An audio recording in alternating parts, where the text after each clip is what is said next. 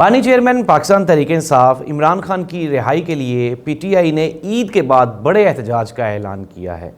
क्या इमरान खान की रिहाई ईद के बाद मुमकिन है या नहीं है?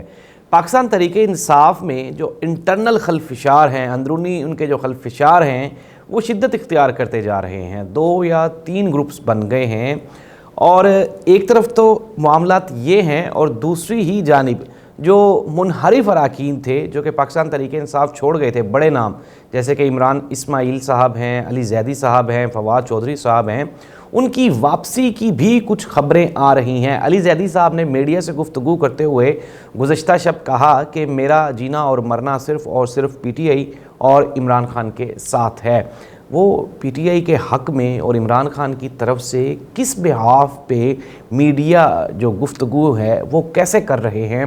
क्या अली जैदी फिर दोबारा पाकिस्तान तहरीक-ए-इंसाफ का हिस्सा बनने जा रहे हैं या फिर ये मुश्किल होगा?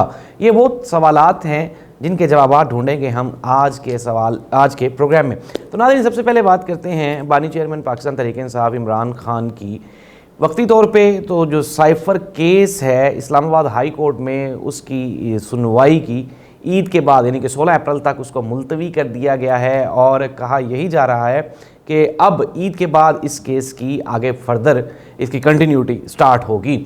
तो एक तरफ तो ये था कि जब इमरान खान को सज़ा देनी थी तो फिर हमने देखा कि रात को 12-12 बजे तक भी अदालतें खुली, छुट्टी वाले दिन भी जजेस बैठे, लेकिन फिर जजेस ने बता भी दिया कि इसकी वजह क्या थी। इसकी वजह उन्होंने अपने खतूत वो जो सुप्रीम कोर्ट ऑफ पाकिस्तान को लिखे उसमें उन्होंने बताया कि हमारे बच्चों को अगवा कर लिया गया और हमारे ऊपर इतना प्रेशर था कि, और उन्होंने बताया भी कि एजेंसियों की जानिब से ये प्रेशर था जिसकी वजह से हमें इमरान खान के ख़िलाफ़ ये सारे फ़ैसले करना पड़े। और अब चूँकि ज़री सी बात है, जो इस्लामाबाद हाई कोर्ट के मज़ीद चीफ जस्टिस हैं आमिर फ़ारूक साहब, उनकी तो वैसे भी मामलात उनके ठीक हैं, उनको तो शायद कोई ख़दशात आया भी नहीं था क्योंकि उन 6 जजेस में आमिर फ़ारूक साहब नहीं थे, बल्कि आमिर फ़ारूक साहब को तो ये कंप्लेंट्स की गई थी जजेस की जानिब से कि जी हमें इस तरह से धमकियां आती हैं, लेकिन उन्होंने कोई खातिर खा अगर उसके ऊपर कार्रवाई की होती तो आज शायद जजेस को ये दिन ना देखना पड़ता।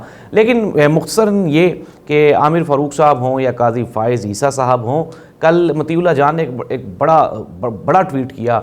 उन्होंने कहा जी कि काजी फ़ाइज़ ईसा साहब का नाम पाकिस्तान की तारीख़ के मुतनाज़ा जजेस में लिखा जा चुका है। इन्होंने एक ऐसा फ़ैसला दिया जिससे एक पार्टी का इंतखाबी निशान छिन गया और फिर उसके बाद वो इलेक्शन से बाहर कर दी गई। ये हमेशा याद रखा जाएगा और ये मतीउल्लाह जान की इस बात से मैं बिल्कुल मुत्तफ़िक हूँ, एग्री हूँ कि जब आप कोई काम इस तरह का डाल देते हैं तो फिर वो आपका तारीख़ में हिस्सा रह जाता है। चाहे जस्टिस मुनीर हो या अगर हम बात कर लें जो हमारे साबिक चीफ जस्टिस साहिबान हैं, इफ्तिखार मोहम्मद चौधरी साहब, साकिब निसार साहब, उन्होंने भी जितने फ़ैसले दिए वो आज भी मौजूद हैं और तारीख़ का हिस्सा हैं।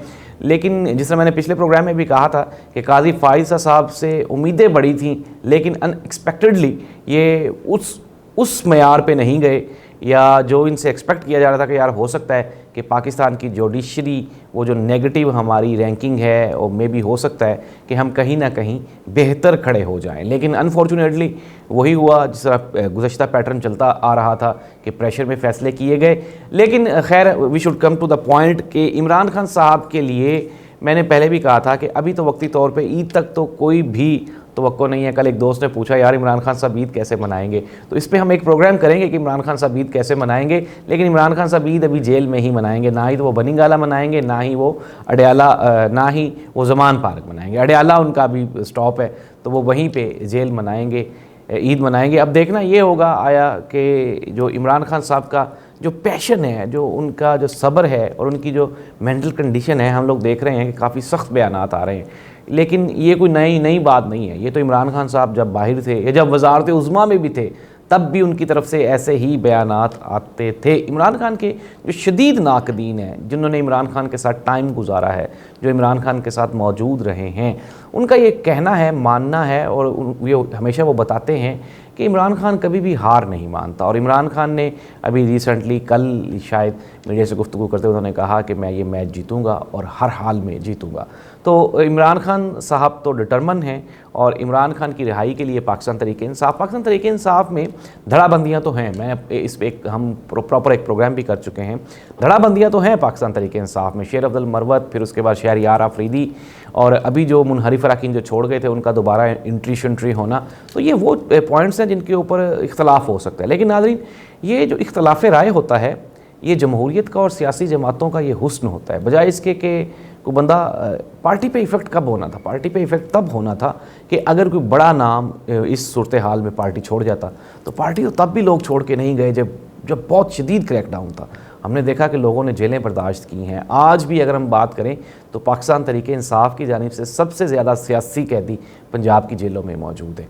तो लेकिन वो तो प्रेस कॉन्फ्रेंस नहीं कर रहे। इवन के बहुत बड़े बड़े नाम, शाह महमूद कुरैशी, चौधरी परवेज़ इलाही साहब, मियाँ महमूदुर रशीद, डॉक्टर यास्मीन राशिद, ये वो नाम हैं जो पाकिस्तानी सियासत में बड़ा किरदार अदा कर सकते हैं और बड़ा किरदार इन्होंने अदा किया भी है। अगर हम चौधरी परवेज़ इलाही साहब की बात करें, 2 मरतबा वज़ीर आला, फिर स्पीकर पंजाब असम्बली, और फिर इसके बाद पाकिस्तान मुस्लिम लीग काफ की सूरत में पाकिस्तान की एक बहुत बड़ी सियासी जमात चलाई, डिप्टी वज़ीर आज़म भी रहे, और चौधरी बरादरान में, चौधरी फैमिली में उनका बड़ा किरदार रहा।